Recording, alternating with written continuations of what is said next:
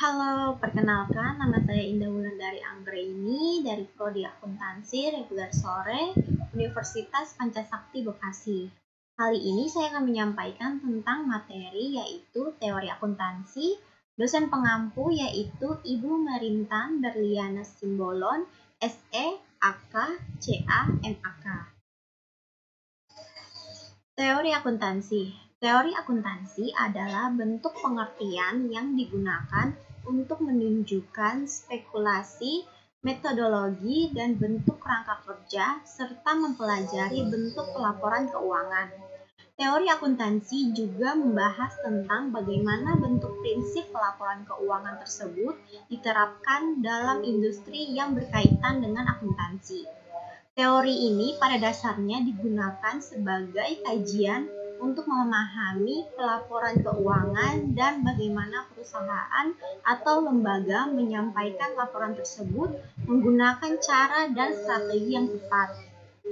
Teori akuntansi kemudian memiliki kepentingan untuk menghasilkan pernyataan-pernyataan umum, yakni berupa hipotesis sebagai penjelasan konkret dalam praktik akuntansi untuk akhirnya bisa digunakan sebagai bahan pertimbangan dalam pengambilan keputusan. Itulah sebabnya teori ini bersifat bebas dari pertimbangan nilai dan menjadi pusat perhatian yang perlu diperhatikan. Teori akuntansi ini bisa dibedakan menjadi dua. Yang pertama, sains, dan yang kedua, teknologi.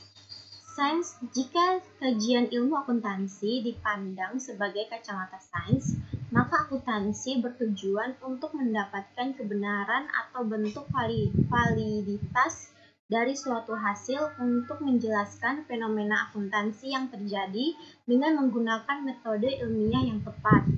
Teori ini berkepentingan memberikan pernyataan dan penjelasan umum yang bermula dari hipotesis dalam penjelasan akuntansi. Pusat perhatian dalam kajian ilmu ini adalah masalah fakta, sehingga teori ini pun menjadi lebih bebas dalam menentukan nilai. Dua, yaitu teknologi. Jika akuntansi dipandang dari kacamata teknologi, maka akuntansi adalah teknologi berupa perangkat lunak yang dipelajari untuk mengembangkan laporan dan aktivitas akuntansi agar bisa mencapai tujuan sosial tertentu. Jadi, akuntansi juga merupakan suatu pengetahuan tentang rekayasa informasi untuk membuat pengendalian keuangan. Hasil teori akuntansi adalah pandangan teknologi adalah prinsip, metode, dan teknik yang digunakan untuk mencapai tujuan akuntansi. Fungsi teori akuntansi yaitu ada 4. Yang pertama, aktivitas berupa mengumpulkan, menggantikan, dan menyimpan data keuangan sebuah bisnis, perusahaan, atau lembaga tertentu. Yang kedua, menyediakan berbagai bentuk informasi yang bisa digunakan dalam berbagai jenis laporan, termasuk laporan keuangan. 3. Memberikan berbagai bentuk informasi yang penting tentang keuangan yang akan menjadi dasar dalam perencanaan dan keputusan strategis dari perusahaan. Dan yang terakhir yaitu yang keempat, dapat membantu perusahaan melakukan metode yang lebih efektif untuk mengontrol pencatatan dan pengolahan data keuangan agar lebih efisien dan akurat. Mengapa akuntansi perlu teori? Tujuan teori akuntansi. Dalam praktiknya, akuntansi memiliki tujuan yang ingin dicapai dalam aktivitasnya, sehingga digunakan dan diterapkan sebaik mungkin agar bisa mencapai tujuan-tujuan tersebut. Yaitu ada 5. Yang pertama, dapat menjadi data untuk melakukan evaluasi dan menjelaskan prinsip akuntansi. Yang kedua, hasil akuntansi bisa menyederhanakan sesuatu yang kompleks dan menyeluruh. Yang ketiga, dapat memecahkan masalah secara lebih tepat. Yang keempat, dapat memprediksi sesuatu yang akan terjadi dalam jangka waktu dan kondisi tertentu. Yang terakhir, bisa membantu mengidentifikasi, menjelaskan, sampai menyimpulkan bentuk fenomena dalam bidang akuntansi. Mengapa perlu mempelajari dan memahami teori akuntansi? Yaitu yang pertama, menjadikan pegangan bagi lembaga penyusunan standar akuntansi dalam penyusunan standarnya.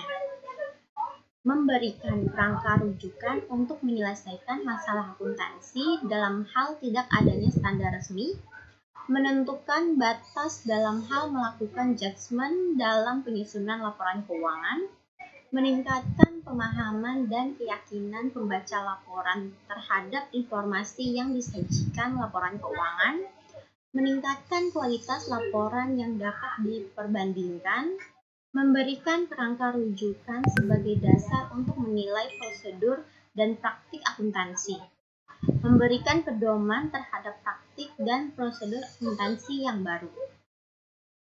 Konsep dasar akuntansi.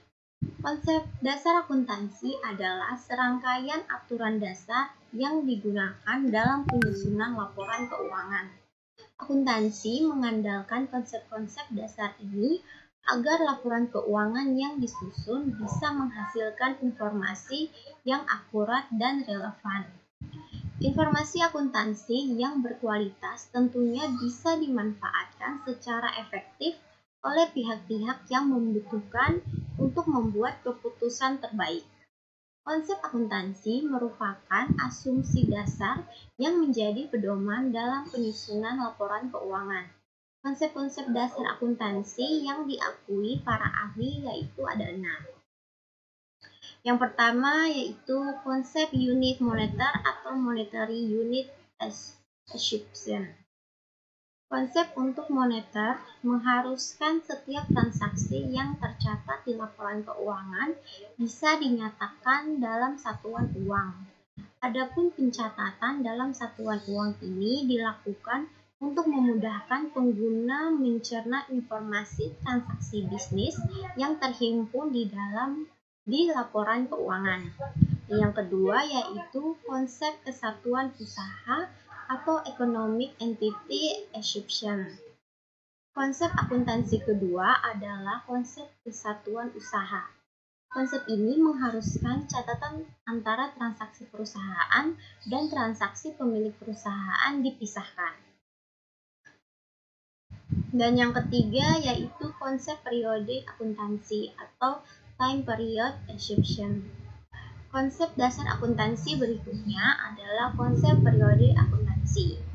Konsep ini mengatur bahwa penilaian dan pelaporan keuangan entitas dibatasi oleh periode tertentu. Pembatasan periode ini dilakukan agar hasil informasinya bisa terukur secara jelas dan spesifik. Secara umum, periode akuntansi berjalan selama 1 tahun mulai tanggal 1 Januari hingga 31 Desember. 4 yaitu konsep kesinambungan usaha atau going concern. Konsep kesinambungan usaha adalah konsep yang menganggap bahwa setiap entitas akan terus berjalan dalam waktu yang tidak terbatas. Perusahaan akan dianggap terus menjalankan bisnisnya, kecuali dalam peristiwa besar tertentu seperti bencana alam atau faktor lainnya.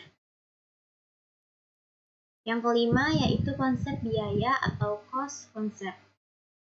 Konsep dasar akuntansi berikutnya adalah konsep biaya.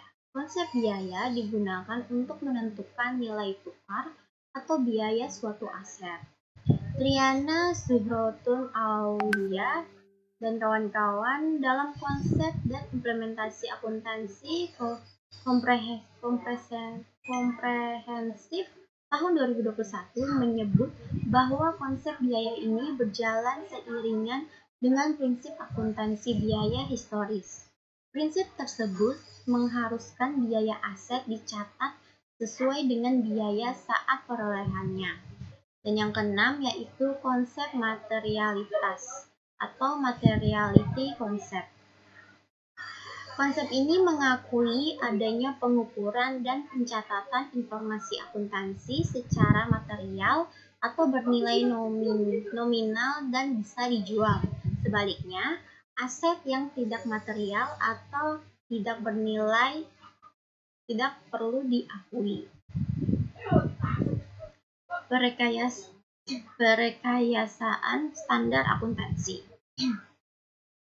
Perekayasaan akuntansi adalah proses pemikiran logis dan objektif untuk membangun suatu struktur dan mekanisme pelaporan keuangan dalam suatu negara untuk menunjang tercapainya tujuan negara. Alur cerita proses perekayasaan pelaporan keuangan yaitu 1. Tujuan negara dijabarkan dalam tujuan pelaporan keuangan. Diharapkan pencapaian tujuan akuntansi dapat membantu tercapainya tujuan negara. Yang kedua, adapun pertanyaan-pertanyaan perekayasaan melibatkan pertimbangan dan pemilihan berbagai gagasan tentang ideologi, filosofi, paradigma, dan konsep dasar untuk menjamin agar tujuan pelaporan tercapai. Gagasan yang dipilih tentunya adalah gagasan yang cocok dengan lingkungan diterapkannya akuntansi, agar hasil perekayasaan menjadi efektif sebagai alat.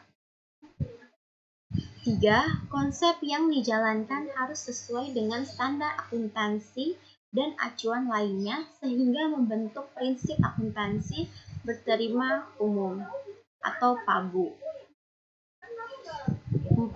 Hasil dari perekayasaan pelaporan keuangan diberitakan melalui media informasi agar dapat dimengerti oleh para pemakai informasi laporan keuangan tersebut. Pada dasarnya, proses perekayasaan ini adalah proses untuk menjawab pertanyaan mendasar, yaitu bagaimana suatu kegiatan operasi perusahaan disimbolkan dalam bentuk statement keuangan, sehingga orang yang dituju dapat membayangkan operasi perusahaan secara finansial tanpa harus menyaksikan secara fisik operasi perusahaan. Peran konsep dasar akuntansi dalam perekayasaan dan penyusunan standar akuntansi. Konsep dasar pada umumnya merupakan abstraksi atau konseptualisasi karakteristik lingkungan tempat atau wilayah diterapkannya pelaporan keuangan. Berbagai sumber atau penulis mengajukan sehimpunan atau seperangkat konsep dasar yang isinya berbeda-beda. Konsep dasar akuntansi berperan penting sebagai salah satu dasar atau pertimbangan dalam perekayasaan dan penyusunan prinsip dan standar akuntansi. Pengakuan dan pendapatan. Pengakuan dan pendapatan merupakan saat di mana sebuah transaksi harus diakui sebagai pendapatan perusahaan. Sedangkan pengukuran pendapatan adalah berapa besar jumlah pendapatan yang harus diakui dari setiap transaksi yang terjadi pada suatu periode tertentu. Kriteria pengakuan pendapatan adalah pendapatan baru dapat diakui setelah suatu produk selesai diproduksi dan penjualan benar-benar telah terjadi yang ditandai dengan penyerahan barang. Dengan kata lain, pendapatan belum dapat dikatakan ada dan diakui sebelum ada penjualan yang nyata. Karakteristik yang penting dari sebuah pendapat dalam perusahaan yaitu aliran masuk atau kenaikan aset, kegiatan yang menggambarkan operasi utama yang terus-menerus. Terdapat pelunasan, penurunan, dan pengurangan kewajiban. Produk perusahaan, pertukaran produk, mengakibatkan kenaikan ekuitas, menyandang beberapa nama atau mengambil beberapa bentuk. Pengakuan biaya. Pengakuan biaya atau expense recognition adalah metode pencatatan biaya dalam laporan neraca laba rugi yang terkait dengan kenyataan bahwa biaya harus diakui pada periode yang sama dengan pendapatan terkait.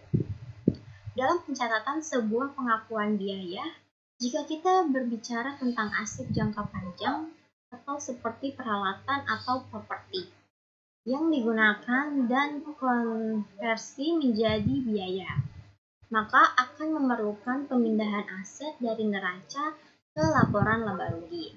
Sebaliknya, jika Anda berurusan dengan aset jangka pendek, seperti perlengkapan kantor yang dikonsumsi jauh lebih cepat dari aset jangka panjang, Anda dapat mencatatnya secara langsung pada laporan laba rugi. Kriteria pengakuan biaya. 1. Konsumsi manfaat atau consumption of benefit. Biaya atau rugi diakui bila mana manfaat ekonomi yang diakui suatu entitas telah dimanfaatkan atau dikonsumsi dalam pengiriman atau pembuatan barang, penyerahan atau pelaksanaan jasa, atau kegiatan lain yang merepresentasi operasi utama atau sentral entitas tersebut. Konsumsi manfaat ekonomi selama suatu periode dapat diakui langsung pada saat terjadinya atau diakui bersamaan dengan pengakuan pendapatan yang berkaitan.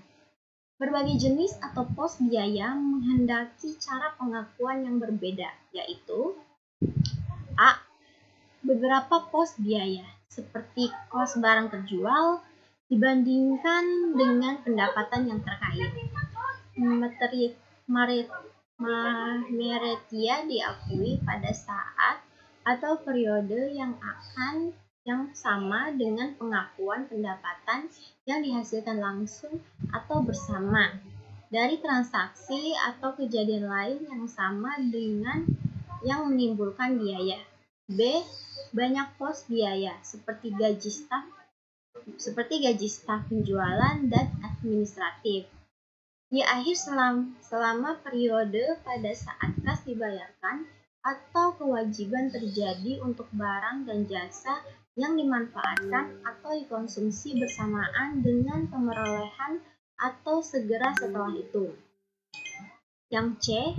Beberapa pos biaya seperti depresiasi dan asuransi dialokasi dengan prosedur sistematik dan rasional untuk periode-periode yang menikmati manfaat aset bersangkutan. Kriteria pengakuan biaya. 2. Lenyapnya atau berkurangnya manfaat masa datang, atau loss or lack of future benefit. Biaya atau rugi diakui bila mana aset yang telah diakui sebelumnya diperkirakan telah berkurang manfaat ekonomiknya atau tidak lagi mempunyai manfaat ekonomi. Pengakuan biaya menurut Accounting Principles Board atau APB. A. Mengasosiasi sebab dan akibat atau associating cause and effect. Beberapa kos diakui sebagai biaya atas dasar asosiasi langsung dengan pendapatan tertentu. Yang B. Alokasi sistematik dan rasional atau systematic and rational allocation. Bila tidak ada cara langsung untuk mengasosiasi sebab dan akibat, beberapa kos diasosiasi dengan periode sebagai biaya atas dasar usaha untuk mengalokasi kos secara sistematik dan rasional ke beberapa periode yang diperkirakan menikmati manfaat. Persamaan akuntansi. Persamaan dasar akuntansi adalah perhitungan yang nantinya bisa memproyeksikan kekayaan, hutang, serta modal yang dimiliki perusahaan tersebut. Seperti yang kita ketahui, prinsip umum akuntansi yang kita ketahui adalah adanya keseimbangan atau balance antara sisi pemasukan dengan pengeluaran atau adanya keseimbangan antara harta liabilitas yang dimiliki oleh perusahaan dengan kewajiban. Adanya keseimbangan angka antara kedua bagian tersebut tentu saja harus dianalisis lebih dalam dengan persamaan dasar akuntansi. Nantinya, persamaan dasar akuntansi tersebut digunakan untuk menilai kemampuan perusahaan mengelola keuangan perusahaan. Rumus dari persamaan dasar akuntansi atau PDA adalah sebagai berikut, yaitu harta atau aktiva sama dengan hutang ditambah modal atau pasiva. Yang pertama yaitu akun aset atau aktiva. Aset adalah sebuah istilah untuk sesuatu yang mendatangkan manfaat bagi perusahaan. Contohnya seperti bangunan gedung, kendaraan, tanah, dan lain sebagainya. Uang kas yang tunai maupun cek kontan juga termasuk dalam aset perusahaan. Bagian aktiva nantinya akan bertambah jika aset perusahaan bertambah dan berkurang jika sebaliknya. Yang kedua yaitu akun kewajiban atau liabilitas. Kewajiban ini biasanya bersifat harus segera dibayar pada deadline atau tenggat waktu yang telah ditentukan. Kewajiban juga hendaknya segera dibayar sesegera mungkin jika kegiatan bisnis sebuah perusahaan telah mendatangkan keuntungan. Bagian pasiva akan bertambah jika akun liabilitas meningkat, dan juga sebaliknya jika berkurang. Contohnya, kewajiban yang timbul akibat hutang perusahaan untuk mencari modal. 3 yaitu akun modal atau ekuitas. Akun ekuitas merupakan akun modal yang merupakan sisi kepentingan perusahaan setelah dikurangi dengan kewajiban. Singkatnya, bagian ekuitas diisi dengan sisa nilai modal setelah dikurangi dengan kewajiban. Dengan begitu, kedua bagian dari aktiva serta pasiva bisa memperoleh nilai yang seimbang. Biasanya, akun ekuitas merupakan bagian dari aset yang dipegang oleh third party atau pihak ketiga, seperti pemilik saham atau stakeholder. Kepemilikan tersebut bisa bertambah dan berkurang sesuai dengan kondisi realnya. Itulah beberapa akun-akun yang termasuk dalam persamaan dasar akuntansi. Selain ketiga hal tersebut, masih ada banyak lagi istilah yang bisa dimasukkan dalam tabel persamaan dasar akuntansi. Contohnya seperti pendapatan, beban, hingga free flow atau pengeluaran pribadi dengan dana perusahaan. Di sini kita akan membahas tentang suatu soal, yaitu pada tanggal 1 Januari 2021, perusahaan A mengumpulkan berbagai bukti transaksi untuk pembuatan laporan keuangan, yaitu sebagai berikut, yaitu ada investasi awal berupa uang modal secara kontan milik perusahaan sendiri sebesar 10.500.000. Selain itu, ada juga investasi lain yang berupa peralatan kantor sebesar 1 juta. Pengeluaran pada awal bulan untuk membayar biaya sewa gedung selama 1 bulan, yaitu sebesar 1.100.000. Membeli perlengkapan dengan cara kredit seharga 900.000 dan peralatan seharga 1.500.000. Yang selanjutnya, mendapatkan pendapatan jasa sebesar 2.100.000. Membayar tagihan listrik untuk 1 bulan ke depan sebesar 250.000.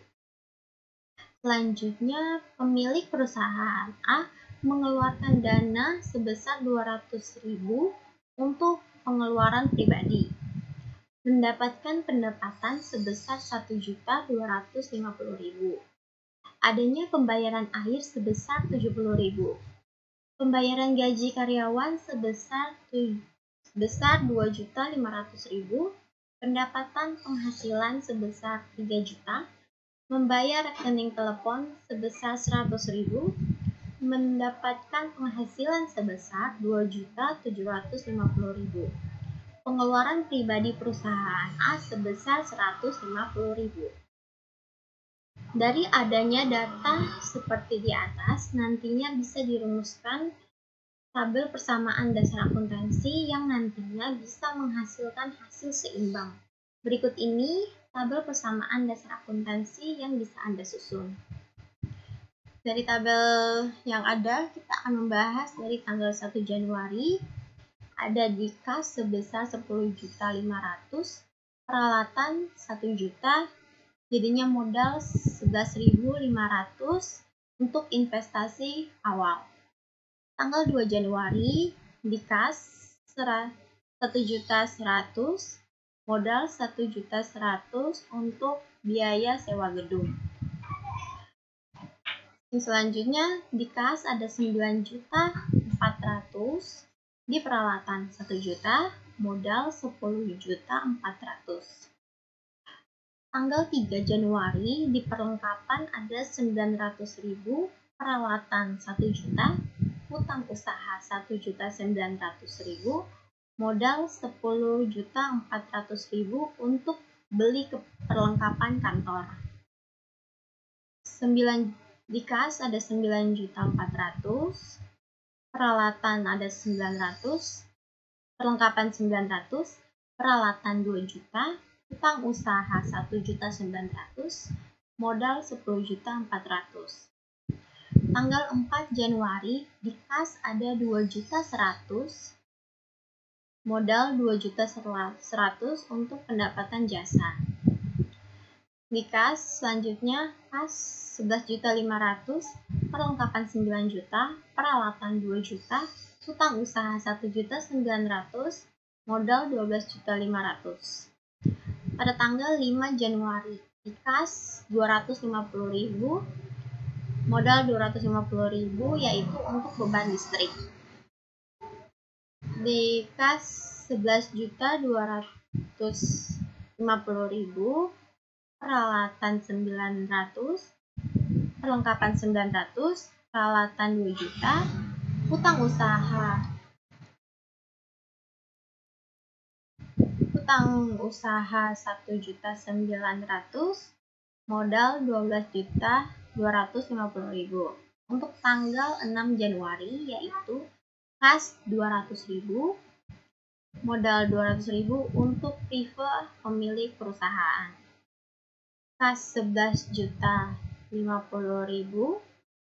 perlengkapan 900.000, peralatan 2 juta, hutang usaha 1.900.000, modal 12.050.000. Untuk tanggal 7 Januari di kas 1.250.000 untuk pendapatan jasa, hingga totalnya menjadi kas 12.300.000, perlengkapan tetap 900, peralatan tetap 2 juta, hutang usaha tetap 1.900.000, modal menjadi 13.300.000.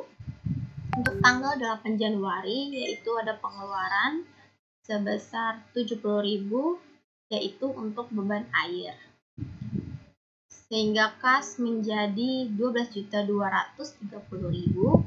Perlengkapan, peralatan, hutang usaha masih sama.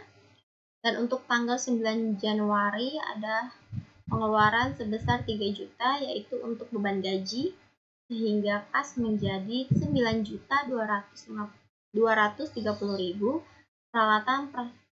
Perlengkapan, peralatan, hutang usaha masih sama. Dan untuk transaksi 10 Januari yaitu mendapat pendapatan sebesar 3 juta untuk pendapatan jasa, sehingga kas menjadi 12.230.000. Perlengkapan, peralatan, hutang usaha masih tetap sama. Pada tanggal 11 Januari ada pengeluaran sebesar 100.000 yaitu untuk beban telepon, sehingga kas menjadi 12.130.000. Perlengkapan, peralatan, hutang usaha masih sama. Tanggal 12 Januari mendapat pendapatan yaitu sebesar 2.750.000 yaitu pendapatan jasa, sehingga kas bertambah menjadi 14.880.000. Perlengkapan, peralatan, dan hutang usaha masih tetap sama. Dan yang terakhir ada tanggal 13 Januari yaitu ada pengurangan sebesar 150.000 yaitu untuk prive pemilik perusahaan. dan kas totalnya menjadi 14.730.000, perlengkapan 900.000, peralatan 2 juta, utang usaha 1.900.000, modal menjadi 15.730.000. Yang artinya dari sisi kanan dan sisi kiri menjadi balance, yaitu sebesar 17.630.000 dan juga sebelah kanannya menjadi 17.630.000. Itu dia pemaparan dari saya tentang teori akuntansi. Sekian dari saya, terima kasih.